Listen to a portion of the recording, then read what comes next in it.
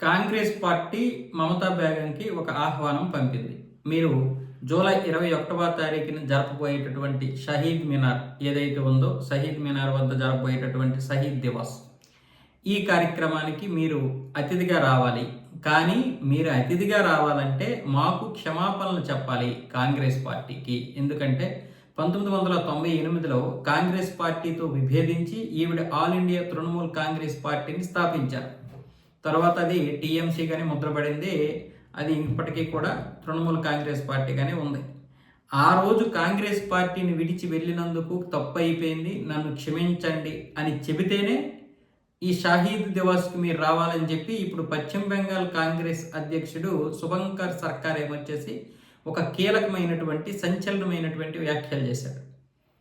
ఇప్పుడు ఈవిడ క్షమాపణలు చెప్తుందా లేదా తర్వాత సంగతి. కానీ యాక్చువల్లీ ఇప్పుడు ఎందుకు వచ్చింది ఈ షహీద్ దివస్ అనేది? ఎందుకు వచ్చిందంటే 1993 జూలై 21న ఈవిడ మమతా బేగం ఏమొచ్చేసి తన కాంగ్రెస్ కార్యకర్తలతో, అప్పటికి పార్టీ పెట్టలేదు, కాంగ్రెస్లోనే యువ నాయకురాలుగా ఉన్నారు ఈవిడ. అయితే అప్పుడు ఈవిడేమన్నదంటే ప్రతి ఒక్కరికి వాటర్ కార్డు తప్పనిసరి చెయ్యాలి అని ఒక వీధుల ముందుకు వచ్చిందనమాట. అంటే ఎందుకు? అప్పటికే రోహింగ్యాలు విపరీతంగా ఉన్నారు, వాళ్ళందరికీ వాటర్ కార్డు ఇవ్వాలి అని డిమాండ్ తీసుకొచ్చింది. దానికి ఆ రోజు పోలీసులు కాల్పులు జరిపారు. నిరసనలు విపరీతంగా పెరిగిపోతుండడంతో పోలీసులు కాల్పు జరిపితే 13 మంది అక్కడ కార్యకర్తలు చనిపోయారు. దానికి గుర్తుగా ఈవిడ కాంగ్రెస్ పార్టీలో ప్రతిరోజు కూడా ఆ రాష్ట్రంలో అక్కడ షహీద్ మినార్ దగ్గర జరిగింది కాబట్టి షహీద్ దివస్ అని చెప్పి ఈ కార్యక్రమం చేస్తూ ఉంటుంది. ఈవిడ ఎప్పుడైతే తృణమూల్ కాంగ్రెస్ పార్టీని స్థాపించి ఇటు వచ్చేసిందో కాంగ్రెస్ వాళ్ళు దాన్ని కొనసాగిస్తూ ఉన్నారు. సో ఆ తర్వాత జరిగినటువంటి పరిణామాలు మనందరికీ తెలిసిందే. సో అందుకని 21వ తారీఖున జరగబోయేటటువంటి ఈ కార్యక్రమానికి మీరు రండి, కానీ మీరు రావడానికి ముందు కాంగ్రెస్ పార్టీకి క్షమాపణలు చెప్పాలంటున్నారు.